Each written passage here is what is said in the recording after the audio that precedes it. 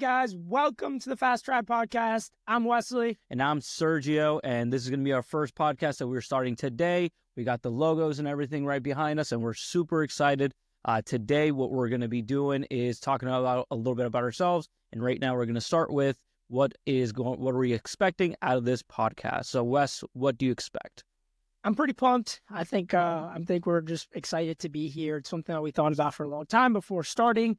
And man, I can't wait to actually get started and get a couple episodes under our belt here. But pretty much where I see this taking us is really simple. I would love to talk business, tips in the sales game, tips on how to purchase a car, and just overall car talk. I think a lot of people forget who we are, but we are car people. We're just like everybody else. We not only sell cars, but we have a high passion for cars. Both me and you, Sergio, we literally love cars. That's what we talk about 24/7. So hopefully we can share that with the world, share a lot of business insights. We're young, but we've been hustling for a couple years now. Want to continue to grow, and hopefully this is just one of those steps to keep going, keep meeting new people that can help us, evolve everything. But where do you see this taking you? Yeah, I mean, again, I like the conversation of us having a little bit different. So, like, we're young. You're 23. I'm 24. We've been doing this for 6 years already. Yeah. So, like, the conversation of it being different than, say, like, another salesman or another dealership from, say, California, Florida. We're from Delaware, and we've been here for a long time, so it's a lot smaller of a place. Yep. And so a different perspective from that and the kind of people that we deal with. So the conversation, and again, at the end of the day, it's us. We're young, we still like cars, and that's what drove us to do this. Yeah. And yeah, so I really like that point on, like, us being, from this area. Mm-hmm. A lot of the guys that are selling a lot of cars, which we're not there yet, but we're getting there and we're going to be there. But a lot of those guys are, in Atlanta, they're in Miami. Mm-hmm. They're in these huge markets where, the clientele is there. You have these cities that are massive, full of people. We're not. We're in Frankford, Delaware. Like, there is nothing there except cornfields and a little small dealership in the middle of literally a cornfield. So it's going to be able to give a different perspective. A lot of people forget that. And a lot of people that are local to this area, think because it's such a small area that you can't do certain things. And I just refuse to believe that. I refuse to believe that just because you are from certain area, you have limitations. I think we do a pretty good job at setting those limits high, if not any limits. So we're pretty pumped about that. Hopefully we get some good interviews with a lot of people that have helped us personally too in the business. I think that, a lot of our success has been just from people we've met, a lot of stuff we've heard, and people that have been able to kind of guide us through the whole process, which is definitely helpful. Yeah, because I feel like a lot of people forget about that. Like, oh, well, we're a small place. There's not a lot of things happening, but there is a lot of people around us that we personally even know that we're like, hey, it is just Delaware, but they're making moves and stuff like that. So at the end of the day, you can't forget that not only other people can do it, so you can still do it at the end of the day, regardless of what state you're from or whatever. Like, yeah, just because we are in the middle of a cornfield does not mean that we can't be better or we can't get greater at what we're trying to do on a daily basis. It doesn't matter where you're at, kind of thing. So that's a really big thing that me personally, like, I've tried to learn is just like, it doesn't matter where you're at. It's just like what you try to do with it. Yeah. So it's a very, very big thing. And then also, like, a couple of things we're going to touch about is, like, certain subjects that are in the market right now. I think one of the things that I really want to touch about is the EV market that has kind of been changing and evolving very, very fast. I think when we first started working, there was pretty much no talks of, like, full EV. At some point, past the 2 years, it's been like almost every automaker pushing for full EV. I think the initial goals for some of these companies even was 2025, 2026, which is just around the corner. But I think we're seeing a change once again in that EV market. I would love to hear your opinion. I got a big opinion about the EVs in general, but it's kind of interesting to see a lot of these automakers either completely straying away from the EV or going full on board. They want everything, every single vehicle EV. What's your take on your EV stuff? Yeah, so I feel like we haven't even had enough chance to start with the EVs because I feel like the main brand that anybody has really known is Tesla. Yeah. And then more than anything, they pushed it heavily in the last 10 years and because all they do is EV. But these other brands, they haven't even had a real chance to grasp it yet. So a lot of the times they are having more issues. Either the following's not there because obviously at the end of the day, Tesla is the leading brand in the EV market. but Toyota's going to be trying to follow up with that, and then Ford and all these other brands, but they even had a chance to get any kind of following. So to me, if somebody likes the EVs, a lot of the time there's a reason why. So like those Teslas are a lot more techy and everything. So if somebody's like, hey, I like it because of the technology and everything, that's why a lot of people do stay on the Tesla track. But to me, why these other brands don't really have some time to actually do research on it. Or I mean, of course they've done their research on it, but they haven't really had time to really get a following and everything. They're just dumping it all at once. Yeah, and I think that's really that's a good point, because I think that's really a big problem to it, is that these companies are pushing super fast to get these products out. Like, for example, I just want to touch on Toyota. Like, that is a brand that is built on reliability. 90% of their buyers are buying these products because they do not want any complicated system in there. A lot of these Corollas, the older 4Runners and stuff like that, they're very simple powertrain. I mean, the 4-liter V6 and the 4Runner, they've been making that motor since like '05. They've done little changes to it, but other than that, it's really the same motor that they've been producing all the way up to, I think the 4Runner up all the way up to 2024, maybe even 2025. You can get it with the same motor, which is like literally think about how long they perfected the motor. But now what we have is the new Tundras. I mean, I forgot what the number is, but hundreds of thousands of recalls. The new Tacomas, hundreds of thousands of recalls. There are a bunch of recalls because these companies are pushing these hybrid models that literally aren't reliable yet. I mean, I don't know. I'm a big hater of the EV. I just don't think that the technology is all the way there. And it's a big risk for companies like Toyota, especially because, like, right now, Toyota, the reliability ratings are literally through the floor. These cars are like through the floor. A ton of recalls on it, a ton of safety concerns with the batteries. Like, I know I showed you that video of the Hummer, like literally catching fire.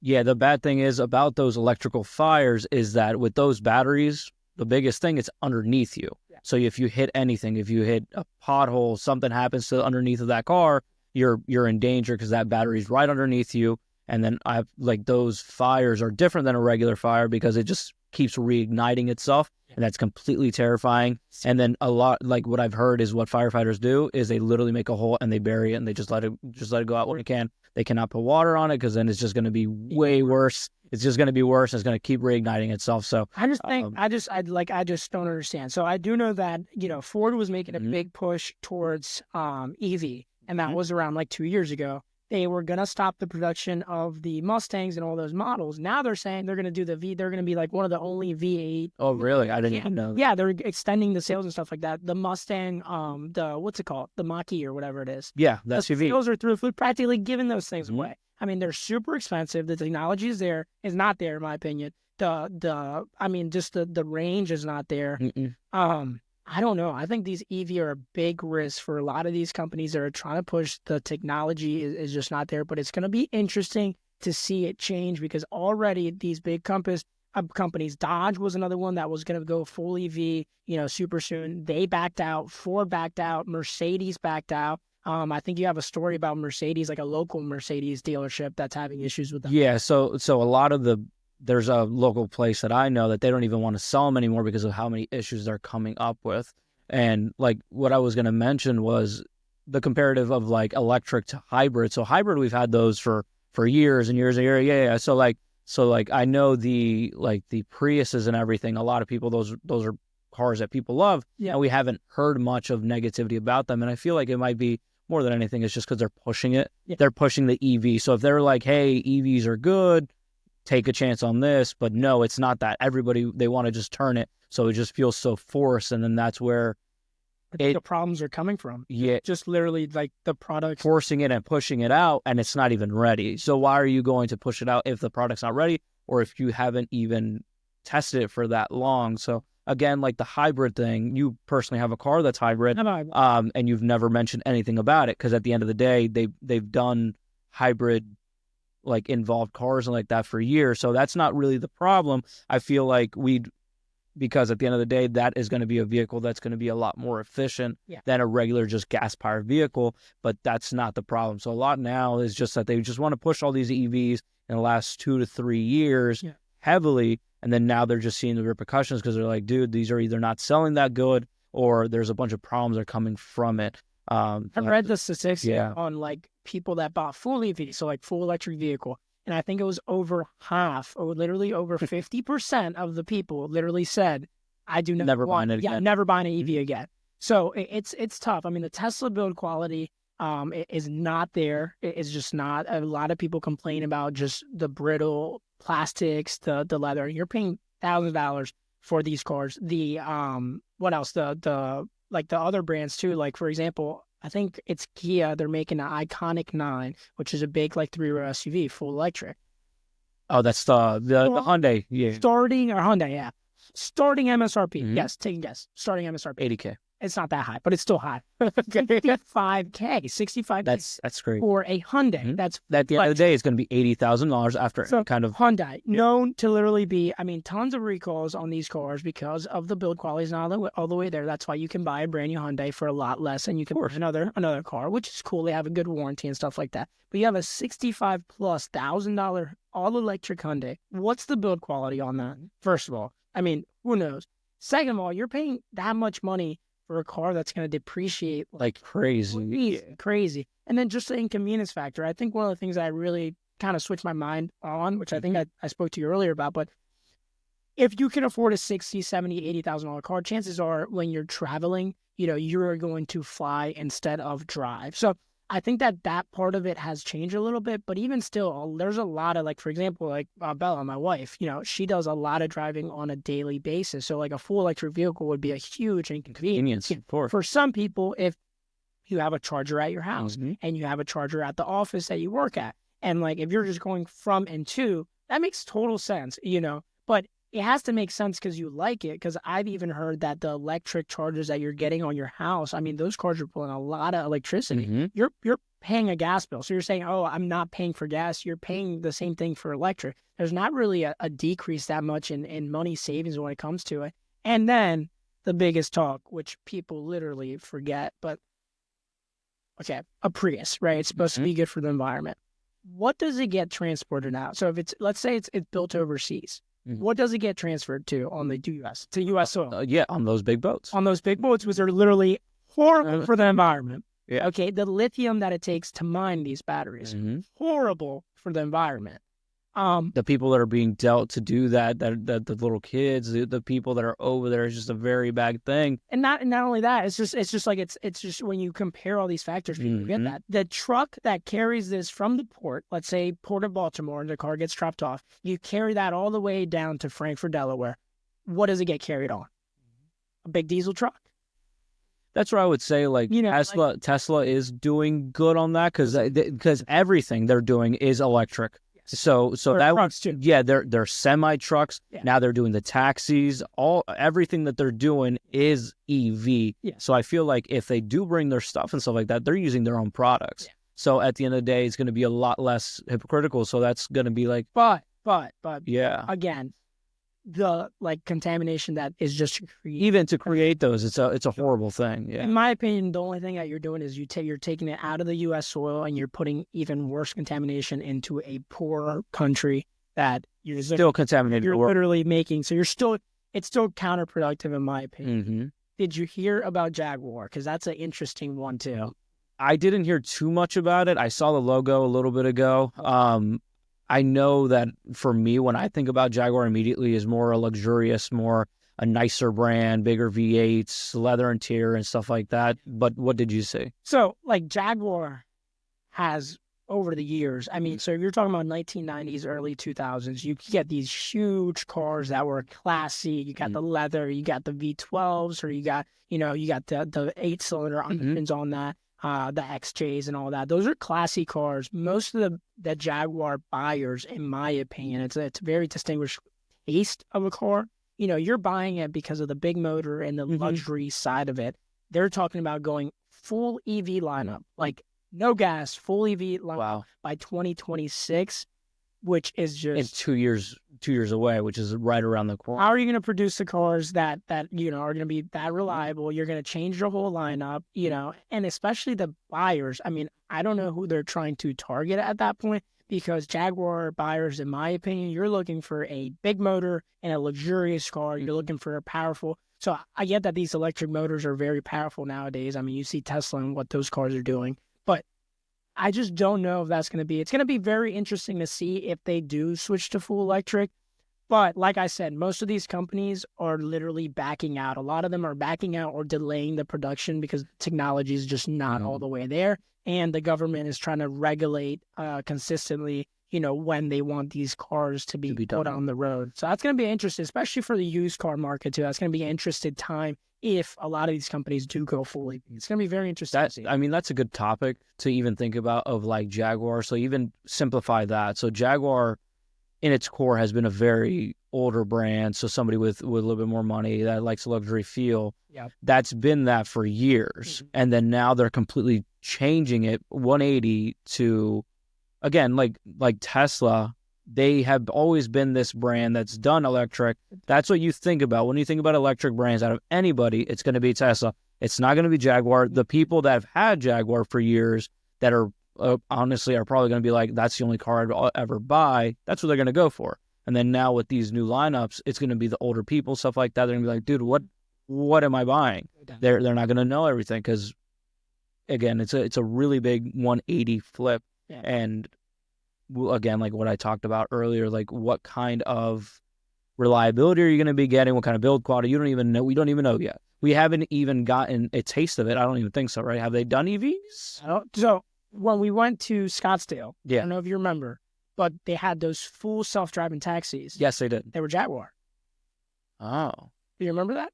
I do remember that. So I didn't even remember. So that was them. They were testing, yeah. Yeah, that's the testing. They have been testing these cars, so I do know that. So we went to Scottsdale, and just for everybody else, they had these literally full driving, self-driving. There was no driver, like Uber, more or less. You could reserve it to the app. It comes pick you up. It drops you off, and it's full electric, and it's all Jaguar, cameras everywhere. So they have been testing these cars and putting a lot of miles. And that's a really smart technique to do it. Mm-hmm. It's just, again, I'm the bad person to talk about when it comes to this because I will drive a 2009 BMW M3 with a big V8 as long as I can. Like, if I have to go to Virginia to title it every year, I do not care. Like, I'm going to be driving a nice big motor car for the longest time. I just don't agree with the EVs. I think that it's just a lot of inconveniences. The technology is not all the way there.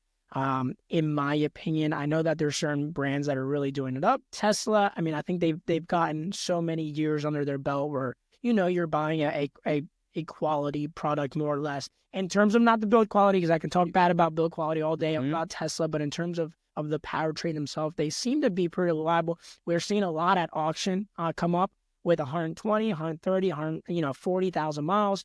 Which is really quite great. And the values are still accurate to other models. Obviously any vehicle with that kind of mileage is going to lose a bunch of value, no matter if it's BMW, Mercedes, or whatever it is. So I don't think that's a big factor. The Tesla trucks were a really big thing that they depreciated like crazy too. Well, no, I mean, the Tesla that I just saw, the P100D, was the highest one at that point in 2017. You could buy it with 40,000 miles for 24,000 miles. Yeah, for 24K. Oh, wow. Exactly. That's just crazy. What year was it? 17. It's the new body style. It's not the old body style. Pretty crazy. Exactly. So it's just like, and also what I wanted to mention is, so like the Chargers and stuff like that's a very popular brand for a couple of people that they like going fast and stuff like that. And these electric cars, they're fast. Yeah. So to me, it's just like, what is going to happen when these people that don't know what they're doing with these cars that can run 10 seconds in the quarter mile, like that one, that Tesla is $24,000 that can run a 10.4 in the quarter mile, which is 5-10 years ago, that was an insane number. You have to put a lot of money in a car. And then now these people for 24K, they can literally get in a car, floor it. Yes. And it's different. It's different because a lot of these cars are all-wheel drive. A lot of these cars, the thing about how the powertrain works is it's all electric powertrain, so it's literally going to function completely different. It's like comparison, like for example, I was talking about this with Lucas yesterday. But, a car on a Motec system, which is a ECU that controls everything, controls traction control and everything, and a car without that ECU is a completely different car. The car without like a stock ECU is going to, like, for example, you've driven my car. It's like power comes on, you better know what you're doing, because if not, you're going to end up in a tree. The electric cars are a little bit different with how the power commands. So I don't know. I mean, definitely it's going to be scary, but I don't think it's as scary as someone like, for example, like comparing it to like, you know, a Hellcat. You know, you got 700 That's what, horsepower. but that's what the new Chargers are going to be. The Daytona stuff like that, it's like 600, 700 horsepower. Yeah. Already, just because it's an EV, but electric. So you just got to keep it. The power hits different. So I don't know if that's interesting. But then it goes immediately too. Are you excited in terms of like new cars coming out? I know that I have a car that I'm just like dreaming of one day owning. Is there anything like coming out new that you think? I haven't really followed too much. Not to follow too much on the newer stuff that's coming out, just because again, at the end of the day, everything's a lot of the same. What were you waiting for? 992.2, of course. GT3 just came out. New headlights, everything, carbon buckets, cage, center locks. Streaming of it. It's gonna happen one day. I'm super pumped about that. That just came out. There's a couple other models that are coming out. I think Mustang is gonna continue their V8 stuff. They're coming out with I don't know if you saw the GTB or something like that. It's called. That's the track one. The track. I think it's supposed to be like a mid-engine and stuff like that. I don't know if it's mid-engine, but I know it's pretty crazy, and they've been testing it on the Nürburgring, which is going to be insane. Yeah, they're going for track records on the Nürburgring, which they have a big competition against AMG. AMG pretty much owns that track. Of course. But it's going to be interesting to see Ford trying to get a stab at it. Yeah. Did you know that the Type R in like 17 or something like that had like the highest Nürburgring, like the fastest Nürburgring time for like the front wheel drive? Yeah. That was really impressive. You know what the GR Corollas did? Or no? No. I know they were going in there, and I know they're doing a new version of it. I think it's called the MC or something like that. Blazing Maurizio? I think so. Yeah, because I know they did the new front body styling in that one, so the new body. But yeah. So I also wanted to mention about like the supercars, and then just because I was thinking about the hybrids, they've always done that. So like for me, like the hypercars, like the LaFerrari has always been a hybrid. The Acura NSX is a hybrid. What else is a hybrid? There's the McLaren P1. I think they all have hybrid power. Yeah, and again, so that some hybrids are good. Like for example, the Bellows X3. So BMW is doing a 48-volt system. That 48-volt system just runs the electronics. It runs the so like for example, we're at a stoplight. The hybrid electric is what's running the air conditioning and the heat and all that stuff. So it's very interesting. I think when some brands don't overcomplicate the systems, I think that's when they are starting to work well. I don't know how the supercars one work, but I think even on those cars, you know, the gas engines are still doing a lot of work. I think able to supply that. Yeah, I think it's just more to do it like an all-wheel drivetrain. Yeah. That's what a lot that I know of. So like the LaFerrari, that's rear-wheel drive, obviously, but then it's all-wheel drive because of the front, the electric motor. Same thing with the NSX. That's what a lot of those are. But then I also was going to mention was that we're never going to get like the Vipers and stuff like that ever again. So like that was a V10 8 point whatever it was V10. Those are gone. It's going to be interesting to see. I mean, the whole thing is just completely interesting to me because these brands, especially, you know, Lamborghini, Ferrari, especially the supercar brands, AMG, they have built their following, yes, with these motors. I mean, AMG, it was don't quote me on it, but I think it was a 2-year production run on the 4-cylinder hybrid that made a bunch of power. It's dead already. They already ended the production of the motor because literally the AMG sales just completely tanked. Of course, they're bringing back a V8, twin turbo.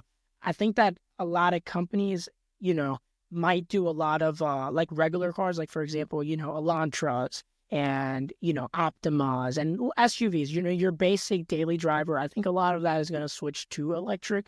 And I think that there's still going to be a really big market for pickup trucks and, you know, sports cars that are going to be gas because the buyers are not going to be willing to change. Like me, for example, like, you know, I'm a big fan of the M3. As you know, I've had many of them. If the M3 was ever to go full electric, you know, I wouldn't buy it anymore, you know, and I believe that, you know, truthfully, that 80% of, if not more, of the buyers for that, if it were to go to full, it'd be the same thing they would say. They would say the same thing. They would move to something else. I wouldn't buy it, you know. So that's going to be interesting to see. I think that the government is just going to have to make certain regulations. the emissions keep getting stricter and stricter. Mm-hmm. But a lot of these gas cars, the emissions that they're producing are super, super low, if any. And I think that the shift really has to go into other things. Like, for example, and again, it's probably just because the technology is not even there yet. But, what's really causing the pollution in terms of the car world is in my opinion, is the big semi trucks and the big boats that are transporting. Like, that should be your main concern, not, every single car that's on the road. And the time that it's going to take to change that. So it's going to be interesting for the used car market. I've said it initially. I think that's going to be our years to get rich, is literally when everything switches to EV. There's going to be a lot of buyers that are not going to want to switch to EV, so they're going to naturally go to the used car market to buy gas-powered cars. But not even that. They're not going to be able to afford these electric cars. So they're still not going to be, they're not going to be 15, 20K for these electric cars. They're going to be $35,000, $45,000. But there's a lot of commitment from a lot of different brands, including Tesla, that they're going to start producing these lower-end models that are going to be cheaper. So, and the government incentive, I don't even know how to say it. Incentive. I don't even know I said it right. Yeah. Okay. No, I think that's right. Regardless, the government is going to be giving, a credit, a credit, or just a total purchase credit for these models. That's like, for example, the Wrangler 4xe. 4xe, yeah, that one. The incentives are great, so you can lease them and buy them at a huge discount off the price because they're hybrid. I think it's like a $7,000 discount off MSRP and stuff like that, which the government, I think, is going to help kind of push it along to where they make them more affordable. And then eventually you're going to have used hybrids start coming into the markets, which don't get us started on that. We have certain buyers that come in and they have a hybrid. That's why we always keep one or two in stock.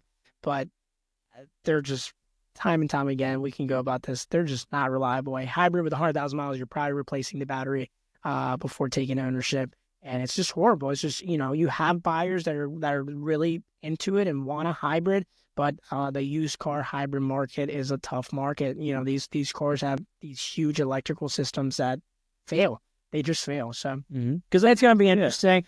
I'll be happy with my 992.2, full gas power, just ripping in the mountains. I think that it'll be a little bit before I stray away from gas personally. But yeah.